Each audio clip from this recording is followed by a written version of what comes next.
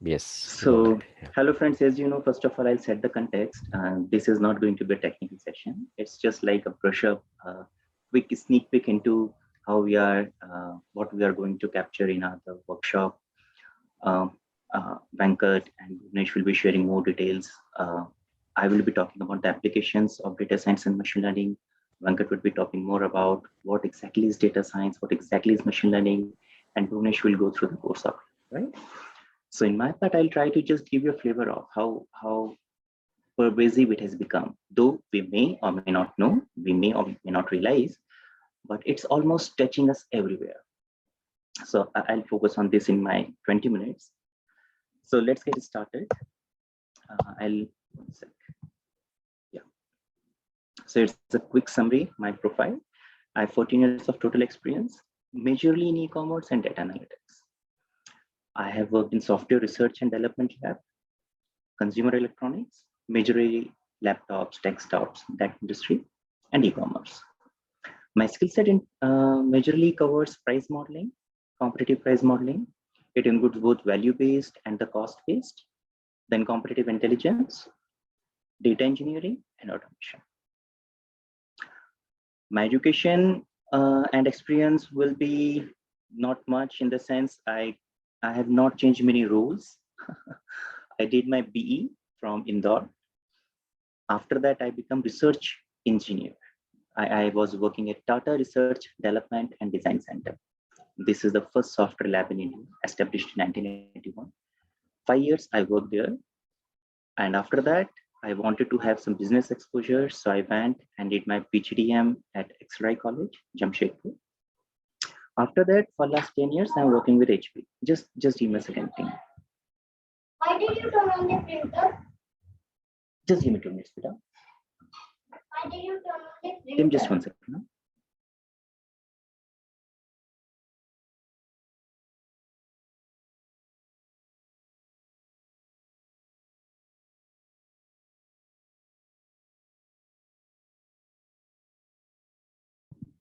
That was my son. So sorry about it. Okay. So as I was mentioning, I have not changed many companies. First 5 years I was working as a research scientist, and then last 10 years I'm working with HP company, Bangalore. Here my job duties include e-commerce, business and competitive intelligence. So that's about it. If one line I have in what I have to explain, I'll say I'm a data scientist. So that's all about it. Now, you might have heard all this data excitement and all these buzzwords, data science, machine learning, and wondering why so much craze. So it's not like it's for the first time. We have been using it, and not in all the segments, but in pockets. The things that we were using at the backend were having data science or machine learning, but recently it has started touching every aspect, has become very visible, and we have started directly consuming it. So this is just to see how much pervasive it is, right? Let me know if you think you can relate with it, right?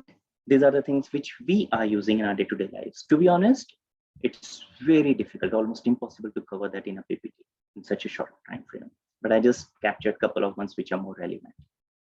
You can see voice assistants like Siri, Alexa, or autocorrection tool like Grammarly, day-to-day application of finding routes on Google Maps or using auto search on Google, finding the best result. In COVID times, especially on the top right, you can see, right? One second, let me start the visual. A couple of us may also be using robotic cleaners, especially during COVID times when maid services are not available. We are using online food delivery, and all these things in one way or other is using machine learning. Let's take example of Paytm. Last year, Paytm updated its router, the gateway router. Now, this time it was getting millions and billions of requests, and there's a huge data. So, and you might have seen many times when you will make a purchase, go with the payment, at the last moment, it will just fail.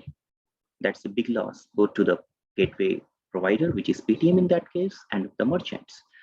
So Paytm invested in AI so that this can be solved using AI. So what actually it does is it will optimize the payment gateway workflow, entire workflow that is optimized. And it routes the transaction on the fly in the real time after knowing which would be the best performing payment aggregator. So that all happens in real time in fractions of seconds. Using this, the drop rate has significantly reduced, and they are expecting that their transactions anyways will get a lot more sturdiness after this new AI-based router. Take example of say Zomato or Swiggy, or for that matter, even Domino's, any food delivery application where we are using it day in, day out, right? This again primarily use data to tap the demand. There are many applications, but in the interest of time, just share a couple of them which you may actually connect with.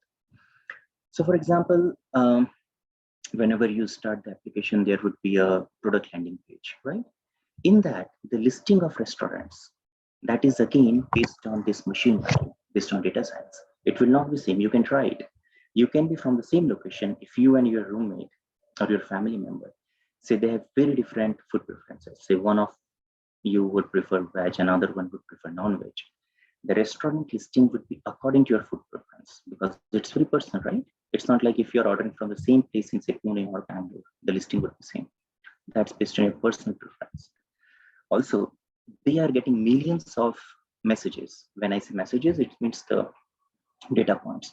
It could be from the customers trying to order, or the payment gateways, or the fleet who are actually delivering it. In order to maintain all these things and optimize, for example, if they have to ensure that the food gets delivered in time with the lowest cost, best possible route, and the quality, all these things should be taken care of. They cannot do it manually. They have to fall back on data science and machine learning to ensure it. So these are just a couple of examples. There are a lot more. For example, if you go watch a movie or use systems, online shopping, carting systems, there is product recommendation, or your, for example, biometrics identification, fingerprint, or face detection, applications like Ghana.com, StarMaker.com. I don't know how many of you are using, but say Tinder kind of applications, one way or other, they all are using data science, machine learning at the back end so that they can cater to our demands. So in a way, data science and machine learning is very much pervasive. It has got so many applications in our day-to-day life. This thing started, I mean, I wouldn't say started, but in one milestone was early 2000. A word was coined by Clive Humvey. It reads like the data is the new oil. To illustrate the importance of data in industry, the emerging markets, it was supposed to be like the new data. And then Michael Palmer expanded that by saying, like oil, it is valuable, but unless you refine that, like you may have raw data, zillions of bytes of raw data, but unless you start making sense of it, it doesn't hold any purpose, right? So technically it has to be used. So it's like oil, it's valuable and it has to be refined. But in reality, parallel stops there. Oil is limited, data is not. It's unlimited, and every single day it is rising exponentially. The volume of data is exploding. So in 2015, I'm not sure what year, but I think it was around 2015 when World Economic Forum talked about Chronobytes, right?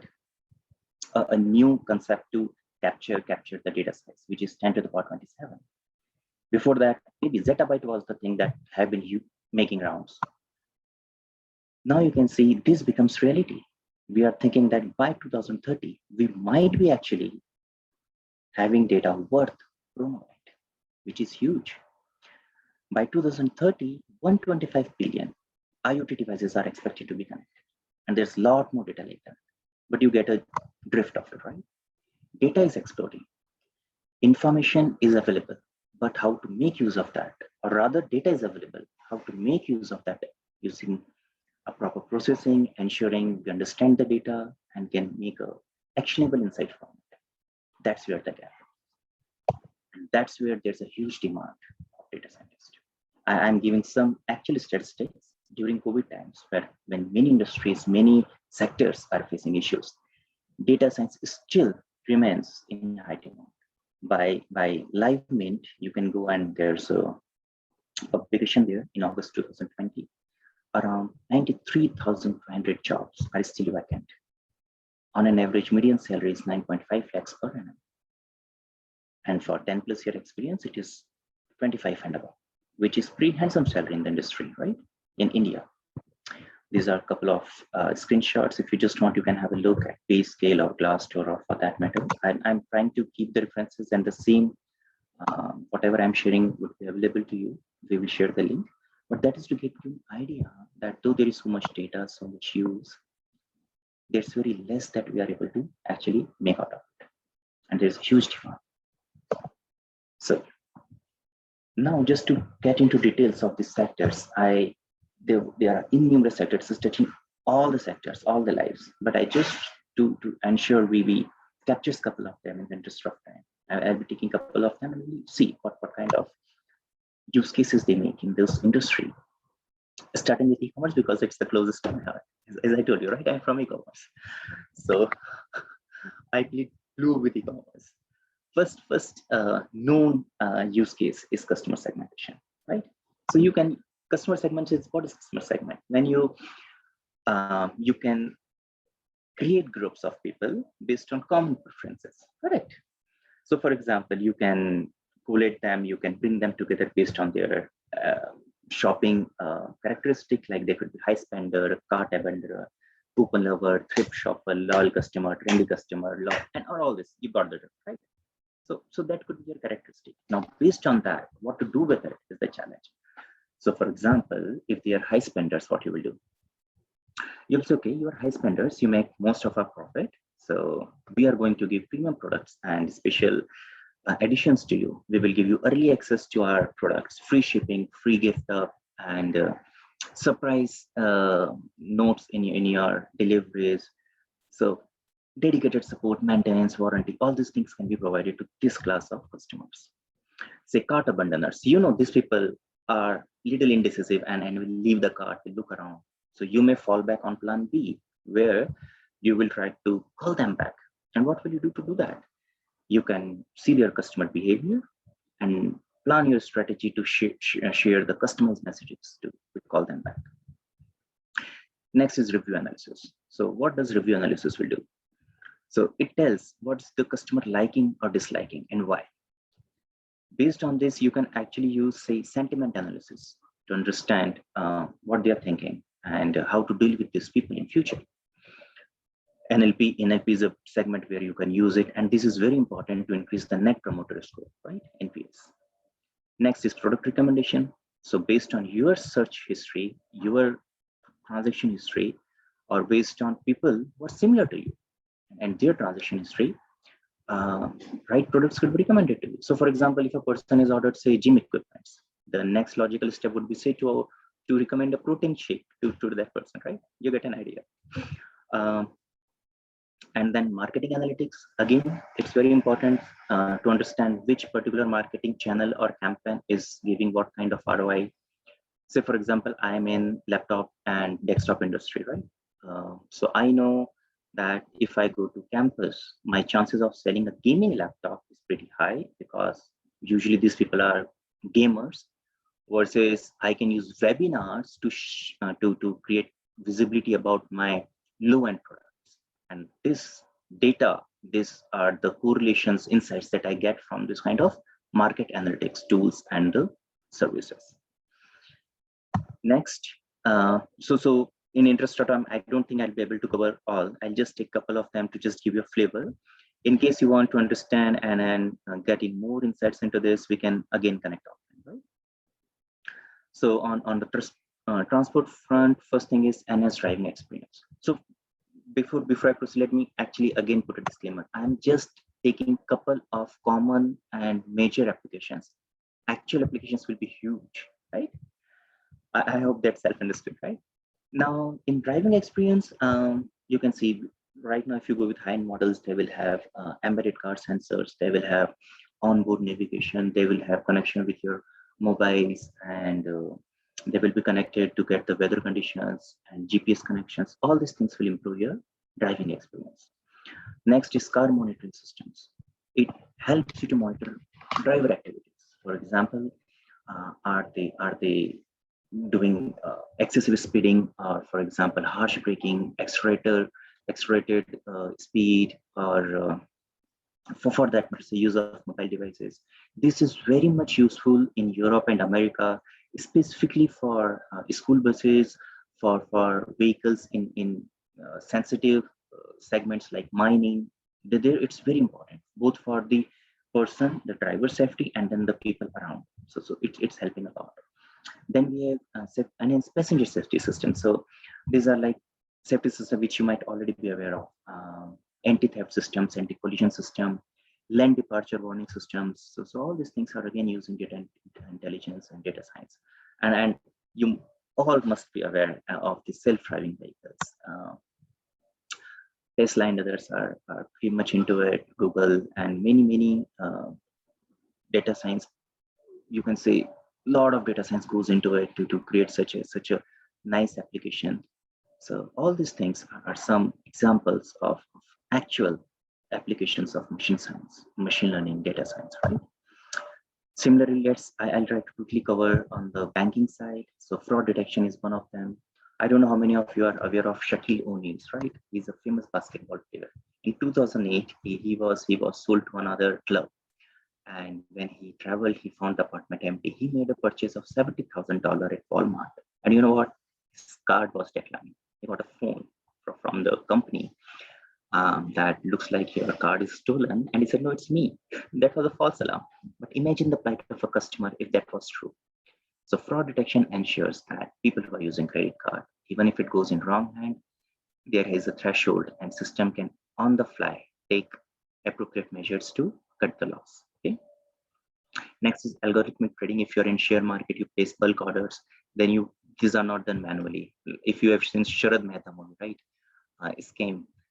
It's no longer done like that. It's all automatic. So what it will do is algorithmic trading is a process where orders will be executed utilizing automated and pre-programmed trading instructions. So, and it accounts for various variables. For example, what is the price of share? What is the volume? And what is the timing? Like, what is your what is your validity of the order? So all those things are taken care of, and trading happens automatically. Customer lifetime value. It represents the total amount of money which you can expect from a customer to spend in your business, right? And it's really important because it's prognostication of the net profit that you can attribute to that customer in the whole lifetime. So for example, if they are going to give you a early bird offer or a joining bonus, or for example, they say, if you take a credit card or this debit card or this whatever, we will first 1 year we'll give you free club membership, this or that. But then they have to understand what is going to be the actual lifetime value that they can aim for, and then they can calculate the ROI. Similarly, risk analytics, it's another very important decision, because usually two types of risk will be associated. Say if a bank has to give a loan, what could be the two types of risk? One, if the applicant is likely to repay the loan, but the bank says no, then there's a loss of opportunity, right? They lost a customer, a business opportunity. And other way around, if applicant is not likely to repay the loan, but they end up giving the loan to that person, then it's a business loss, it's a financial liability. So for all these cases, again, data science and machine learning is very useful. Now, I think that there's very limited time, so I will not go into details, and just this is self-explanatory, like what are the uses, but in the interest of time, we cannot go into detail of it. But the same thing can be applicable in data science, usage applications in healthcare. It's really going to change the way. For example, right, we all know COVID, it changed our lives forever. Again, it was very useful to fall back on machine learning, data science, to understand the nature of the compounds, their physical, chemical, biological properties, the reaction of protein-based compounds, drug particles, and all these things. All this modeling can be done using data science.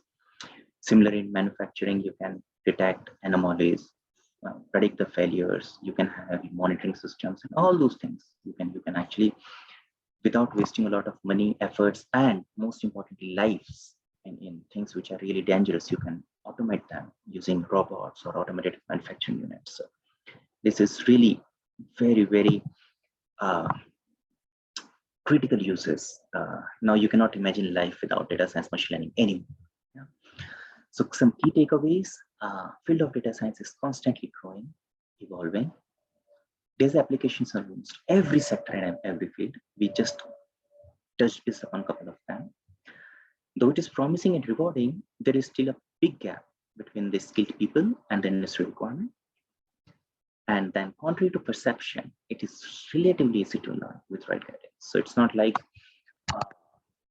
it's rocket science that cannot be learned or needs a decade or so for practicing it. No, once you know, you have to learn, and you are determined enough with the right guidance, you can definitely learn this.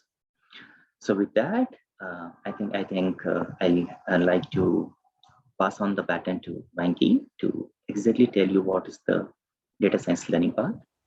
And after that, we will have Bhuvnesh to actually cover the course outline. So after Venki's session, we will have a quick Q&A session. So you please hold on your questions and let's cover Venkat's part as well. And then we will have a quick 15 minutes break where we will have an interaction Q&A session.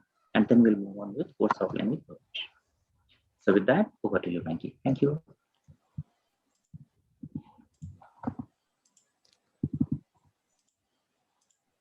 Thank you, Sumit. Can you please confirm whether you can hear me loud and clear and you can see my screen as well? Yes, sir. Okay, perfect. My name is Venkat Reddy Konasani. I'm a trainer in machine learning, deep learning, data science. These are all connected fields. I have given roughly 100 plus corporate batches until now, around 25 companies across 2,500 participants overall.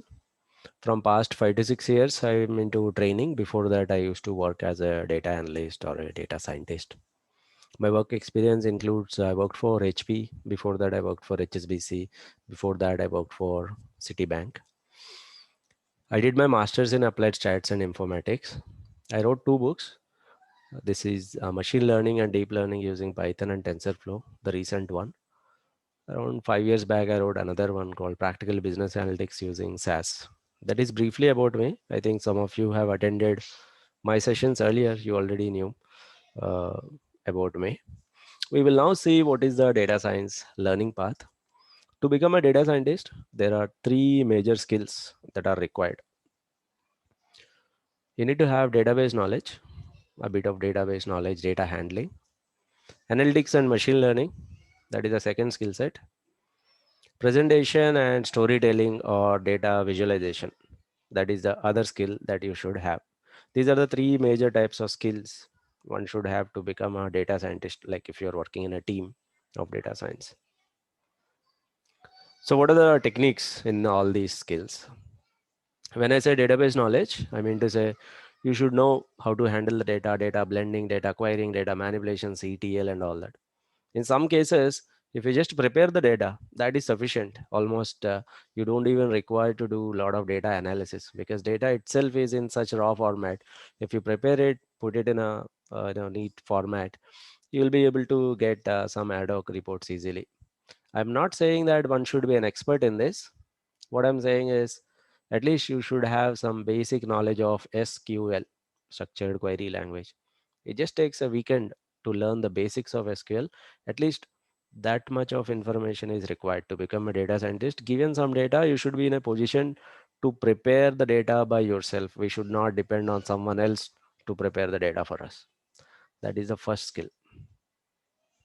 The second one, this is the one that involves statistics, mathematics, analytics, descriptive statistics, advanced analytics, predictive modeling, machine learning, deep learning, everything related to stat and math come here. That is the second skill set one should have. The third skill is storytelling, presentation, data visualization, report design, insights presentation. People spend a lot of time on getting the results. How do you really present it? How do you tell the story? These are the 3 major skills as a data scientist you should have. Yes, there are various levels. You can be a beginner, you can be an intermediate level, you can be an advanced person, but you should have these 3 major skills to become a data scientist. If you ask me what are the tools for doing these techniques, database tools, SQL, MySQL, Teradata, DB2, Oracle, Informix, Exadata, We need not know all these tools, but at least some of them. Okay, at least basics of SQL is must. Data analytics tool, you see this here, SAS SAS. SAS used to be one of the world's most widely used data analytics tool. Almost, if you go 1 decade back, 95% of the companies that are doing data analytics, they were using SAS only. But in last 1 decade, SAS has fallen down so much. Still, it's there. Still, it's a market leader. But there are two tools that gave very tough competition to SAS. Almost a lot of companies, they have replaced SAS with one of these two tools. Can you make a guess? What are these two tools? Anyone? Two of them are open source only. First would be Python. One of them is Python. That's right. R. Second would be The R other or one would MATLAB. be R. R and Python. These are the ones from the industry point of view. These are the tools that give very tough competition to SAS. In almost all the companies are replacing SAS with one of these two tools. I give a lot of corporate trainings, right? I have seen a lot of banks like Bank of America, Citibank, HSBC Bank. Even in those companies, when I give training, the training request will be not on SAS. It will be on either R or Python. That means inside banks, they are using these tools. Usually banks are the late movers. They don't adopt any open source or new technology that easily. So if they are adopting it, that means rest of the industries like insurance industry, like some other industry, they may have like e-commerce, they may have already moved away from SAS. So if you ask me currently what is the best tool to learn, one of these two.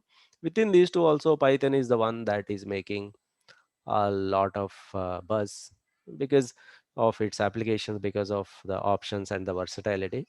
So if you want to learn data science, you have to start with one of the tool. All the tools are good, no doubt about it.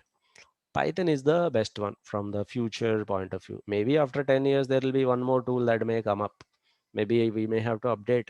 Like if you go back like to 2010, nobody would believe that to learn data analytics, you have to learn Python. People would not buy it. Data analytics training, the synonym would be SAS training. So people used to treat data analytics means SAS, SAS means data analytics. Now it's almost like, Python is the one that is being used. Maybe who knows, maybe after 10 years, again, there's something like Google Go or something will replace it. But until then, at least for the next 10 years, this will be there. Python. Presentation tools, there are so many tools: Excel, Tableau, ClickView, Spotfire, several tools are there. So if you ask me, usually what is the focus here in our discussions? Circle 1 about database, circle 2 is about analytics and machine learning, circle 3 is about presentation skills. Have you realized our group will be mostly focusing, or we'll be having discussions and meetups and meetings on which group? Tell me which circle. Is it 1 or 2 or 3? Mostly. Mostly our focus would be here, isn't it? I think you may have already realized it. Like this is the one that we'll focus on, maybe using tools like Python or tools like R, maybe sometimes SAS, depending on the uh, presenter that we are going to get, they will be using, but mostly we will be using predominantly Python. Okay, so this is the circle that we are going to focus. Okay, if you ask me what is the proper learning path, because I think some of you have joined my complete curriculum for full semester, and some of you have joined only crash course for 3 days, I think, right? Or some of you may not have ever joined. Is there anyone who never attended any of my sessions earlier here? So you were there like in one or the other session early. So if you really want to learn data science, time is the first one that we have to invest. And this is the path that I suggest. Even if I have to learn from the beginning all the way, if I have to restart, I would follow this path. Start with a tool. Having a good understanding of tool is very important. That gives you a lot of confidence when you are working on something. The tool can be anything, be it R, be it SAS, be it Python or anything. We need to learn the basics of it. There is no harm in knowing more of the tool, but there are some basics that we must learn. After that, there are some fundamental statistics, there are some fundamental mathematics that are required. All of you are students. You are already checked this box, no doubt about it.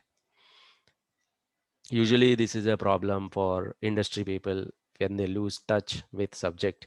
If you already worked on a, in a job for 10 years, maybe you may not have that mathematical appetite, but now you should be fine, most of you. Then there are some basic algorithms like regression, classification, decision trees and all that. Then there are some advanced algorithms or black box methods, artificial neural network, random forest boosting. Then advanced version of neural network like ANN, RNN, CNN, LSTM, etc. Then reinforced learning, etc., etc. So this should be the path we should focus on. So these are the steps in learning. In this workshop that we are planning to conduct, maybe every year twice, minimum twice or thrice, we will be running this course. In this course, we will be covering all these aspects of data science learning path. We will be covering all this along with hands-on exercises and all that. Okay. Any questions on this before we discuss exact workshop contents that we'll be discussing later? But any questions on the learning path? Because this is the one that a lot of people get confused, like how to approach this. Obviously, we will be giving you some of the resources where you can look into. We ourselves have prepared a lot of resources. You can refer to them as well.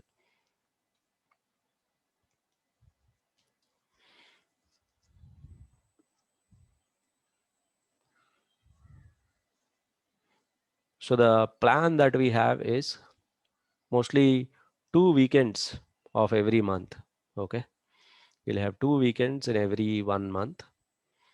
And we repeat that for around 3 to 4 months, let's say 4 months. Overall, 8 weekends, both Saturday and Sunday is what we are going to meet to cover this machine learning and deep learning concepts. Okay. And we'll try to make it as much hands-on as possible. Okay. What is the exact calendar and all that we will release, and we will be keeping that in the meetup group. Yeah.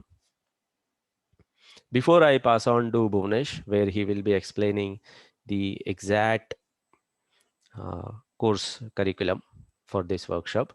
If you have any questions, please let me know. Anyway, we have another dedicated Q&A session at the end. We will discuss at that time as well. But right now, if you have any questions, immediate questions, you can ask me.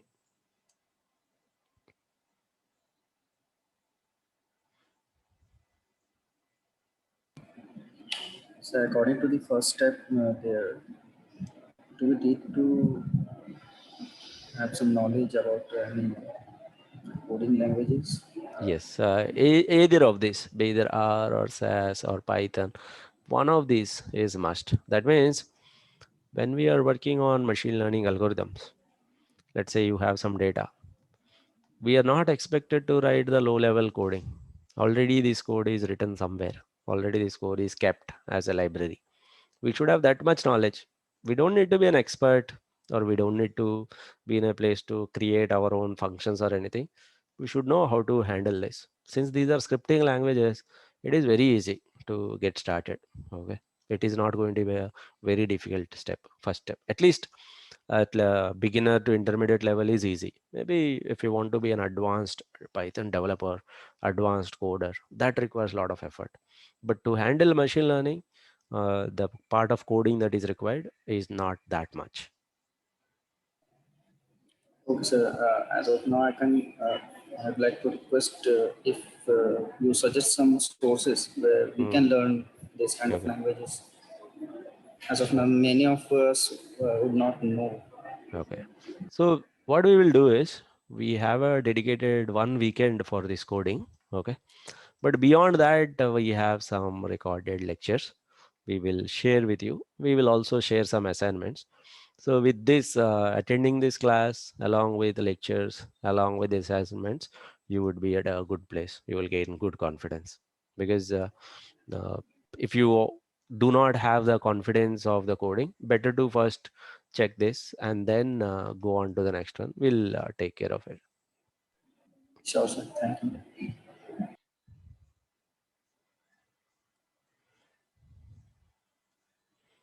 some of you already have this background. Some of you are MSc students. I think one of the paper was the Python coding paper only. I think then it will be just a recap for you.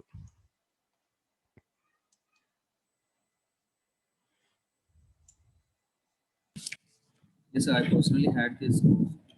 Still, I'm Okay. Yeah.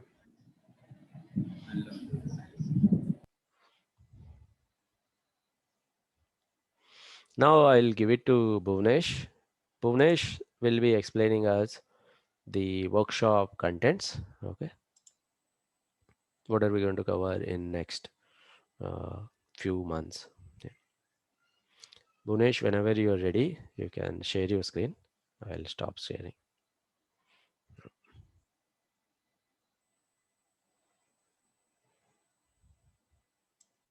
Hello everyone, my name is Bhunesh and I'll explain a bit about myself first.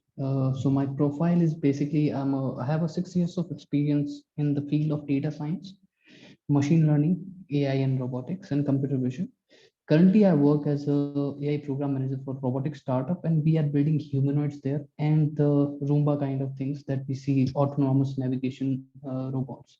So that's what we are trying to build in there. So we deploy a lot of software engineering, and we deploy a lot of computer vision there to uh, get things done. The humanoid that if you have seen the robot Sophia, that's the same kind of robot that we are working on, and that applies a lot of machine learning, that applies a lot of AI and deep learning and a lot of programming also.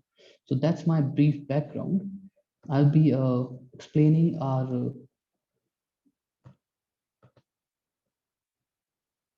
the curriculum that we are going to cover.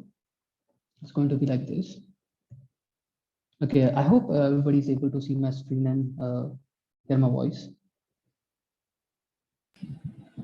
Yeah, Bhuvnesh, we can hear you. Yeah, so the module that we are going to cover, we have divided whole course, full curriculum in 8 parts, and we have actually gone through each and everything, and we have taken this whole program multiple times. We have currently 5 or 6 batch already running on this, and this is the same program that we go with for those paid programs also. So we are going to start with the Python basics and basic statistics. There you are going to start with the Python. Okay, even if you don't have any experience in Python programming, you don't have to worry about it. We'll be covering everything. Basic statistics, even starting from the mean and median. All right. And so if you don't have a lot of experience in the basic statistics, don't worry, we will be covering each and every aspect of it, and you will be able to learn, all right, what basic statistics is required to learn most of your machine learning or rest of your journey in this whole curriculum. Okay, then we will move to more into the Python's uses as a data manipulation. How do we modify the data? How do we manipulate the data? How do we understand the data? Because that's the first step. We should be able to open our data inside some sort of Python console. So we have to read that properly. And then we will go into some more advanced Python. That's going to be in the June. It's going to be the second month. So the first module is going to be just introduction to everything and getting our hands dirty with runtime application, real-time working with the data. Okay, how do we start? This is going to be our first step. Once we are comfortable with this first step, we are going to move into the Python functions. So basically here we are going to learn more into basically intermediate Python here. How do we utilize the function? And if possible, we'll add some classes also. All right. And then we'll go into the data cleaning. If you already know, then you should be aware that this is the part in the whole machine learning Python where most of the people spend 70 to 80% of their whole time. So basically start with this part, data cleaning and the data manipulation. If you just combine these two, your 70% of your work is in the whole pipeline of machine learning is going to be only here, right? So this is very important for us, and we are going to give a lot of emphasis on data cleaning, how each and every kind of the tabular data is going to be cleaned. So there's going to be a whole session dedicated to it, and it's going to be very interesting session, and you will cover most of the data cleaning uh, you know practices. And if you go to an interview, many of the questions for the beginner, and if you are starting with your data science career, the first kind of questions that they arrive are from data cleaning.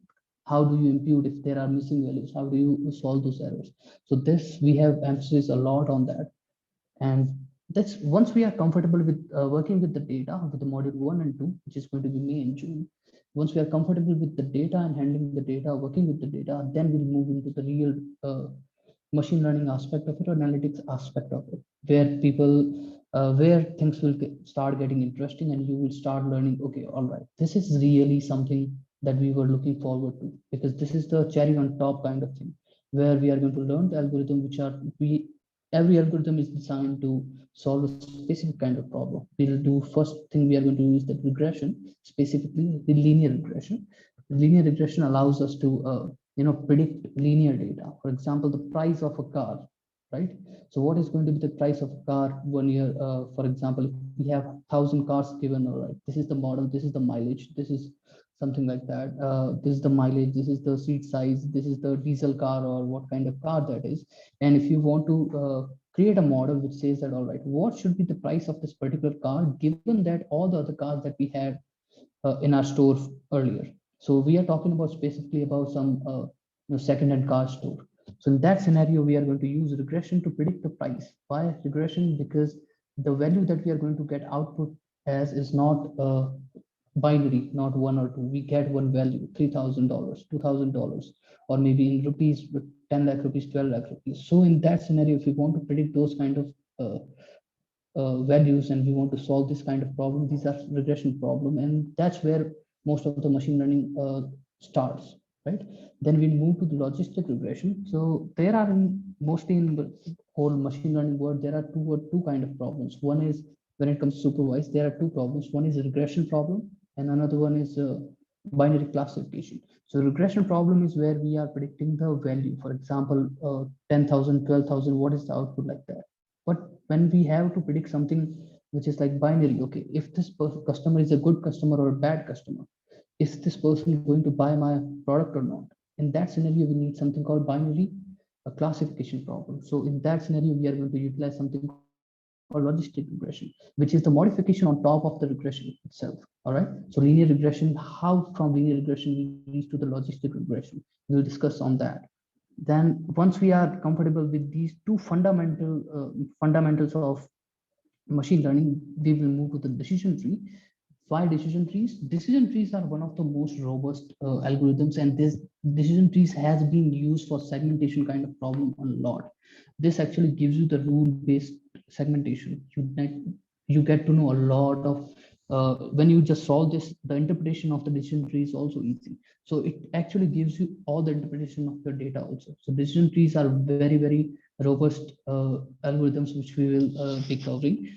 And with the decision trees, we'll also cover, okay, how do we solve the regression and both binary classification problem also.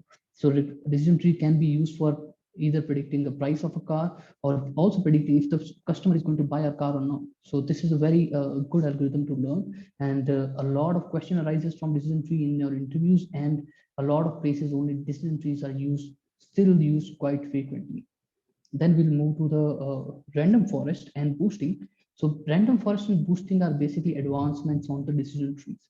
So we will learn, okay, how one decision tree is good, but we will also learn what if we want to utilize multiple decision trees at one time, so we can improve our accuracy, and how the interconnection of those decision trees is going to work. And even the interconnection we have made is perfectly clean, how do we improve upon it iteratively? So that's going to be fall under the boosting process. Okay, so if our model is not good enough, how do we start on top of that and boost it to make it even better? Looking at the error, okay, all right, my model is right now 70% accurate, how do we iteratively make it better? Okay, so that process involves in boosting. We look at the error, and looking at the error, we try to tweak all the decision trees one at a time. So that process comes as boosting. The random forest is when we have multiple decision trees together and we combine their efforts. So that's going to be random forest. We'll be learning this also. And if you have seen anyone working or in the industry, currently for the whole marketing and a lot of problems, most of the time we are just using boosting algorithms, and people are not even using any other algorithms in if specifically are not specified. If the company is asking or if policy is asking for linear regression or logistic regression or decision tree, other than that, only algorithm that most people use is boosting. Okay, and it's very powerful tool. If 3 years ago, if you asked me if you wanted to win any competition, if you wanted to get super high accuracy, the only algorithm which were allow us to do was boosting algorithms. So XGB, if you have heard about that, XGBoost and CAT boost and a lot of boosting variations are still available. So these are the boosting algorithm we'll be working on. Okay, once we have covered these parts, which are the, I would say this 4 modules are like kind of like fundamentals of algorithms. These are fundamental algorithms that will be covering the four fundamental algorithms. Then we will move into the model cross validation. That's going to be in the August. The first module in the August is going to be model cross validation. Here we will understand, all right, we have learned how these models work, okay, how these algorithms work. That's good enough for us, but we'll have to understand, okay, all right, is our model good enough? Okay, where is falling? Can we make it better? In what direction should we move? And the given data, whatever accuracy are we getting? Is it good accuracy? Is it enough for us? Or how robust our model is? So basically we have to figure out, all right, the matrices that we are using to measure the accuracy of our model, is it good enough? And what are process if we can validate our model? If I have, for example, if you have the training and testing data, if you're not aware of that concept, we'll cover it here also. So if we have a lot of data, all right. So for example, January's data we got, for the January data, we made the prediction, it was pretty good. But for the February, the same model, if we utilized, the accuracy went pretty down. For example, in January, we had 90% of accuracy, but in February, the same data, the accuracy went down. So why did it happen? So that was more about the validating the model. We should have validated the model on the random samples. Okay, so it should have worked robustly on any kind of data that we will be covering here. And this is actually the second most important part of your whole machine learning pipeline. So first part is always going to be your data cleaning. Second part is going to be choosing your algorithm, and third part is going to be actually validating your model. So if we are spending 70% of time on data cleaning, 5 or 10% on the model building, then rest of the time, let's say 10 to 15% is going to be on model cross validation. And then combined with that, something called feature engineering, where we look at all the data that we have and we figure out two things. First thing is going to be, if the features that we are using, for example, the columns which are given to us in data, are these columns good enough for our model? First part. And second part, using these particular columns, okay, which columns are better, and can we utilize these columns to make another new column, which is going to be a new feature, which can give us more accuracy, right? For example, in simple scenarios, for let's say we have been given coordinates of one place and we want to figure out, okay, from this coordinate to that coordinate, what should be the fair price of a taxi? Now, just looking at the coordinate, we don't know what to do, right? But looking at the coordinate, we can calculate the distance of that area, how much distance is going to calculate, how much distance your cab has to cover. So that's kind of feature engineering. We have figured out from locations to something, okay, all right, this is the distance we are going to cover. We will cover that distance and we will see, all right, this is a new feature that we have generated looking at the longitude and latitude given in the data.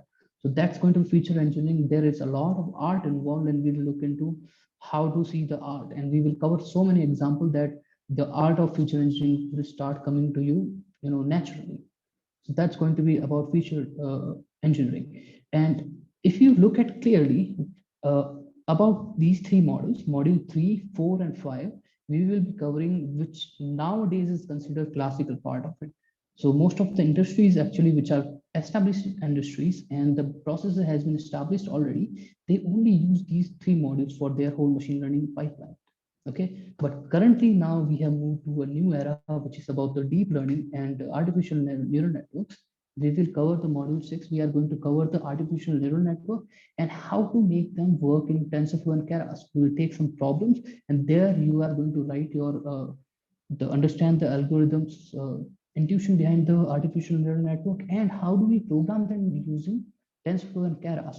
Okay, so programming as Python programmer, that's good enough, but we need TensorFlow and Keras, which are another framework on top of Python programming, which will allow us to write very, very robust neural network. We will also see what all hyperparameters or the parameters are required in an artificial neural network, and how do we solve complex problem using artificial neural network? How do we tune our artificial neural network? How many layers do we need?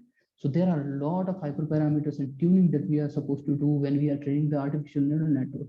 People think that when we use the artificial neural network, we can just pass the data and this is the one of the most best algorithm which is available. This is not the case. They are, global universal function approximators, but we still have to tune them for a specific problem that we are facing. We have to look into, okay, how many columns that we have, okay, what kind of output we are expecting, and how much data that we have, and what is our computational capabilities also. So we won't be able to run TensorFlow and Keras on high data on our own systems. Okay, we'll have to use some GPU, or we are going to utilize the Google Collaborator to train the data. So we are going to cover all aspects of it, and we have to understand the TensorFlow and Keras as a framework also. All right, because just knowing Python is not going to be enough. We have to understand, all right, what is the pipeline in the TensorFlow and Keras to cover whole aspect of artificial neural network. How do we build neural networks uh, which have multiple layers, and what kind of loss function to choose, and how long should we train them? All right, the whole aspect of artificial neural network we are going to cover in the August session, which is going to be the second part of the August. And then we have the September session in the September, which is going to be our seventh module. This is going to be just covering the NLP part of it, natural language processing. So as it was explained earlier, so we can use NLP. So NLP is basically when we have the text data. All the other stuff that you've seen so far till module 6, from 1 to the 6, were mostly about uh, tabular data, which is where we are just playing with mostly the numbers. But we have to utilize machine learning process to actually work on the text data also. So NLP is going to be, we are going to have introduction to NLP, and then the second part, which is the important part of NLP, and the 0th step in NLP, which is the pre-processing of the data. Why pre-processing? Because machine learning algorithms are just designed for one thing, which is numerical data. All right, every computation that we see is just on numerical data. So we have to pre-process the text data and convert that into some sort of numerical format or tabular data. All right, so here we are going to understand the pre-processing aspect of the NLP data. How do we clean the NLP data? There are many things in a sentence which are not useful for us. We are going to clear that also. We are going to make the data compatible for all the existing algorithms which are given here. For example, the logic regression, random forest, and decision tree. Even these algorithms we will be able to utilize on text data. Okay, so that's going to be the pre-processing. And what in given data, okay, what do we remove out of it? We will also see that, okay, this is an unnecessary information we can remove out of the text data. So we will understand the format of the text data, how do we process that, how do we create a tabular data out of it. We'll just look into whole aspects of that. And then there is going to be the second part where we are going to do the sentimental analysis. So this is the sentimental analysis is going to be equivalent to our logistic regression, decision tree, and binary classification problem, or there may be multiple classifications also. So we can have the sentiment analysis, we can have the topic modeling, we can have a lot of different things where we are just figuring out if we have been given a sentence, what is the sentiment behind it? For example, if you have the reviews given, so looking at the review data, you must have seen that, okay, this is a good review about our product, or is it a negative review about our product? So to learn that, basically we are going to deploy some sort of binary classification algorithm on text data, which has been pre-processed into some numerical format. Okay, and the current accuracy of the sentimental analysis has gone pretty drastically up. Okay, but we will be utilizing the classic model to see, all right, random forest or decision tree or logic regression to even figure out what is the sentiment behind your particular sentence. Okay, we will be looking into that. Then we will look into something which is in this session itself. We are going to look something into word2vec. Okay, word2vec is another very good concept that came in 2015. Okay, when we started working on NLP, right then the word2vec and this kind of research paper started coming out. So that actually improved the accuracy of the sentiment analysis. Here, the word2vec can be actually said that this can be a part of pre-processing or some sort of embedding layer kind of thing. So it means that the words that we have to convert them into some sort of numbers, but these numbers are going to have some sort of connection in the interconnection between other words of your total data also. So if we have like king and queen, okay, so we will also, when we convert the king and queen into some sort of numbers, then these numbers are actually going to be in some certain way that they represent what is the connection between a king and queen. Okay, there is going to be degree about it. We are going to understand, okay, what is the connection between those two different words? What is the difference? What is the connection between queen, king, man, man and women? So there is going to be interconnection between these all things, which we are going to understand using word2vec, and how we actually figure out best connection or make the connection work. So using the representation, which is they were derived from those kind of connections, if we derive that kind of number representation for each and every word of our data, we'll be able to improve our models for the sentiment analysis or topic modeling or any kind of NLP based model are going to be automatically improved a lot. So we are going to look into the word2vec also and see how much accuracy we can improve for our sentiment analysis. Then this is going to be our last schedule, last module in the whole uh, workshop, which is going to be in September. This is going to be about your more on the artificial intelligence side, which is the AI side, where we are going to cover CNN. CNNs are basically our computer vision algorithm, where if you pass in an image, it will be able to tell you, all right, this image is of a cat or a dog.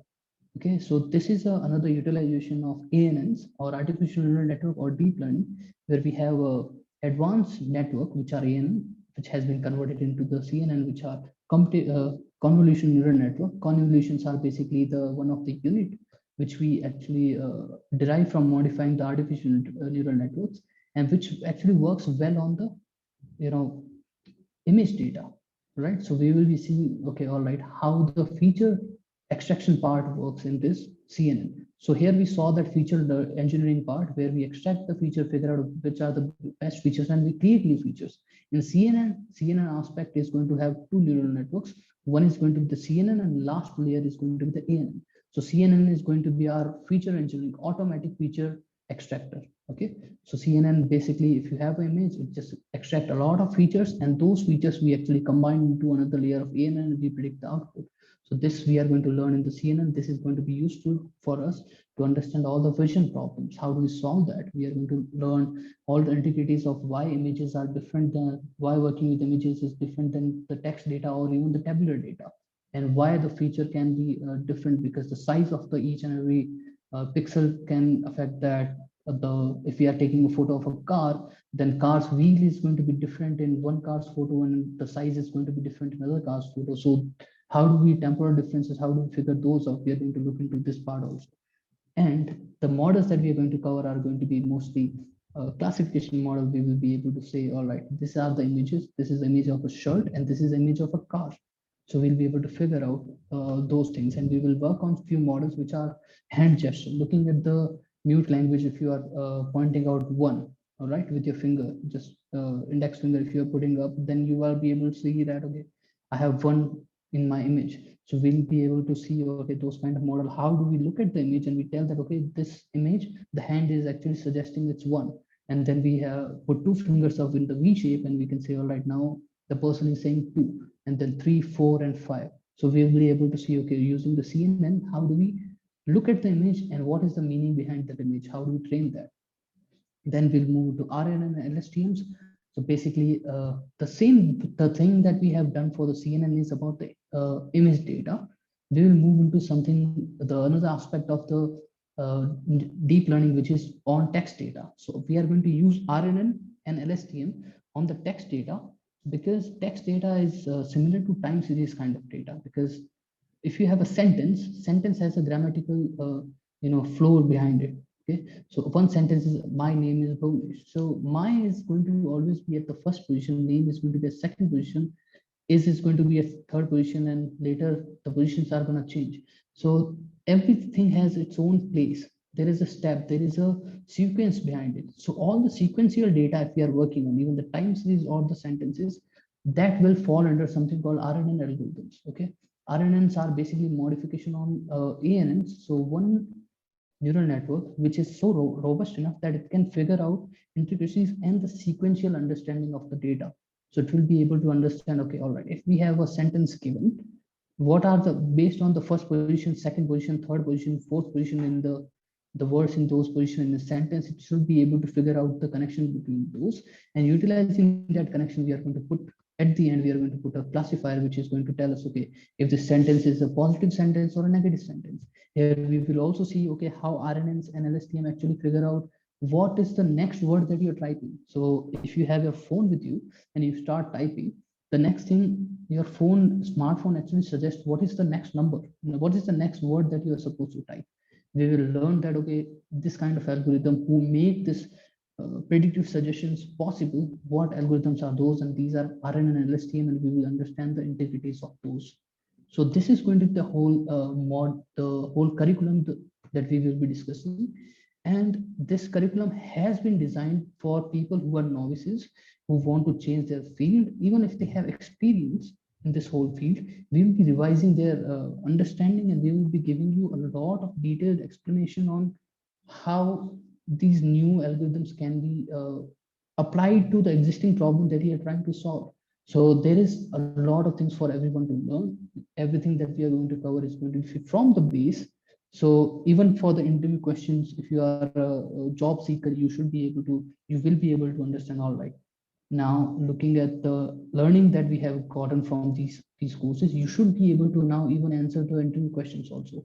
So we will be covering everything in that depth. This course has been repeated multiple times. We have taught this to like multiple, you know, students. There are 5 or 6 batches already running, and it's the exact same thing that we are going to be taking in this whole upcoming workshop, which are going to be just divided into a till September, starting from the May. All right. So that's mostly I have covered what's going to be in here and what are we going to cover. If you have any questions, I'll can be asked, and Venkat Reddy sir can take over on top of that.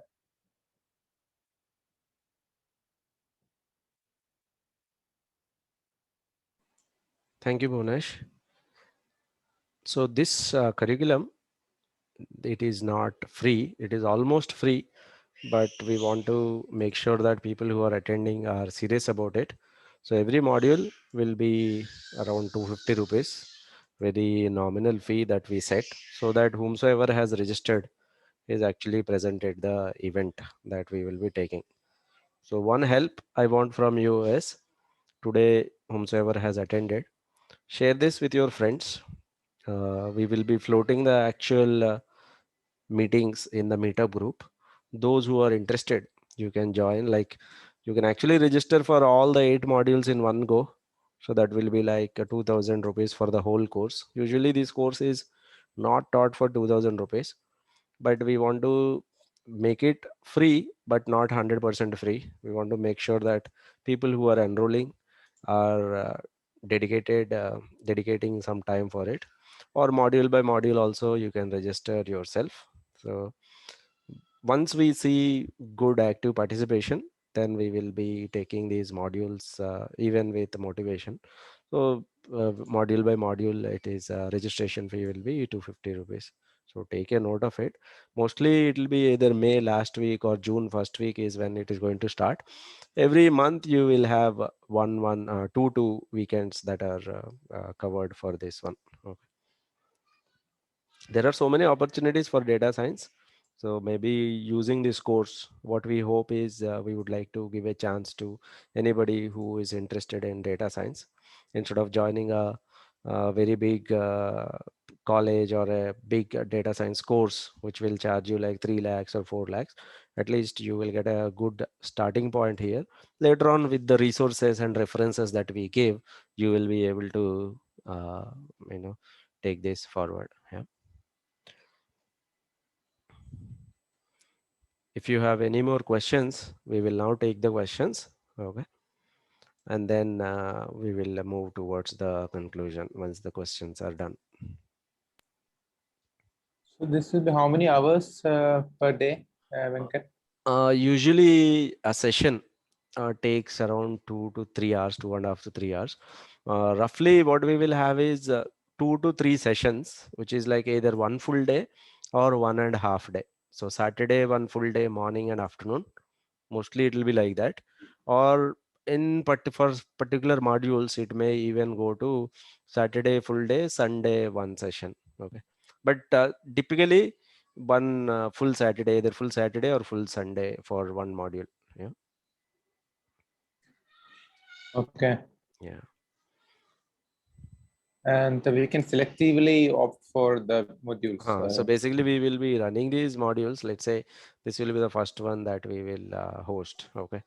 But the thing is that when we move to this module, there will be a lot of dependency on this. Okay. The first one. Yeah. So like if we already have the knowledge, we can skip a particular module, or in the unlikely event that you're not able to attend, you can directly go to the next module. In that case, whatever was the previous module, somewhere you have to make sure that you have the prerequisite covered up before attending the next session. Because without attending some of the previous modules, it will not be possible. Let's say if you want to attend ANN, then these modules are important. Like that, like if you want to go to random forest and boosting, then few more previous modules. For everything, Python is important. So without attending module 1 and module 2, if someone doesn't have Python knowledge, almost rest of the 6 modules will not be able to attend. But yes, it is true that you can join for a particular module as well. So like some people may already have the knowledge. If you just want to brush up a particular module also, you can join. Okay. Thanks, Nandini. As of now, this announcement that we made, a lot of people don't know. So one help that I want from you is, if possible, in your student community, in your community, wherever you are there, try to share this. There might be some people who are actually looking for this. They may find this helpful. Okay. Okay. Yeah. Sir, post the course completion, do we get the certificates of the same? Yes, there will be a certificate that will be given to you post the course completion. Okay.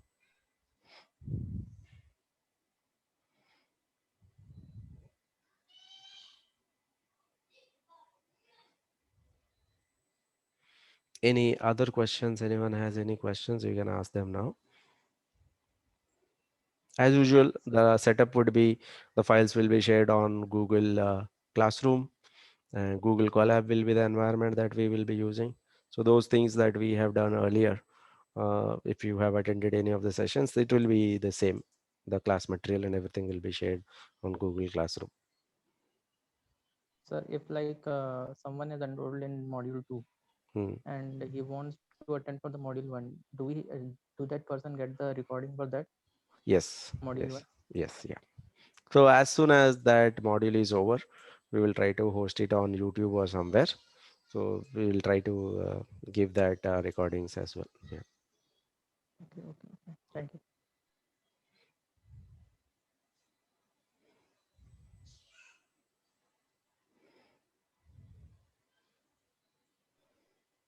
Just one quick comment. As you can see, between each module, there is a 1 week which is kept.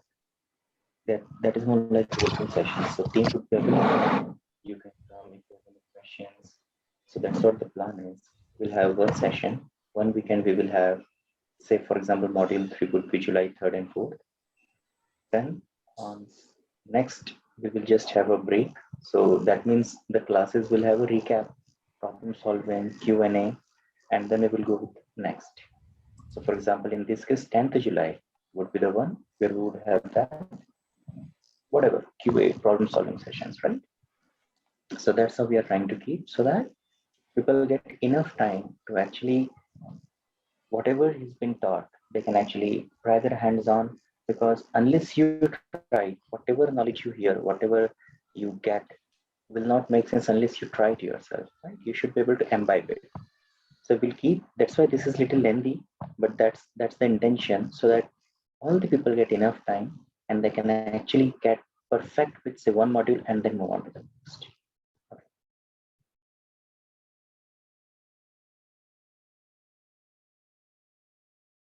So if you have any questions, comments, feel free. As we want it to be interactive, feel free to share your thoughts, suggestions, comments, whatever you feel like.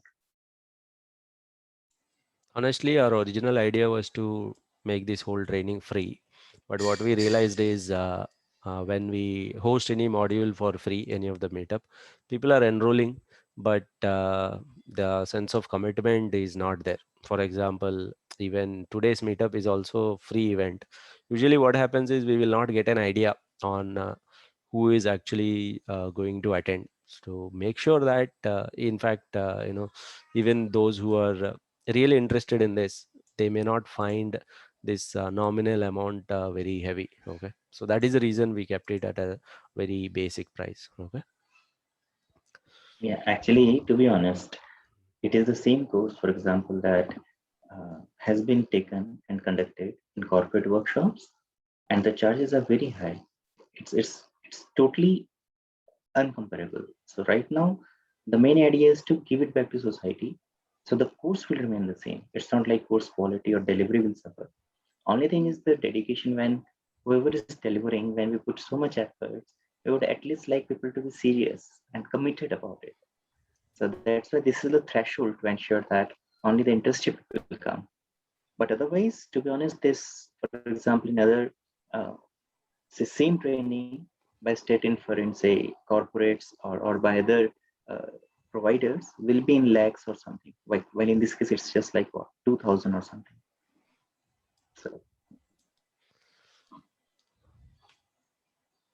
So that is it from our side for today. If you have any final questions, we will take them. Otherwise, I'll stop the recording. This recording will also be available actually. Yeah, please go ahead. So what will be the enrolling procedure for this? So the enrolling procedure will be like these meetings will be announced on Meetup. Our Meetup group is there, right? In this one, like the way today's meeting is announced, you will be getting the Meetup request. Okay, like this. And in this, you will be getting the agenda and whatever is the covering. Here, like the way you have RSVP option, in future also you will get that. So that itself will be the enrolling process. Okay. Okay, sir. If some of you are interested in enrolling for all the modules in one go, then personally you can reach out to me, either me or any of the organizer in this meetup. We will be making sure that you don't need to enroll again and again. We will be keeping you posted on when are the sessions going to happen. Okay.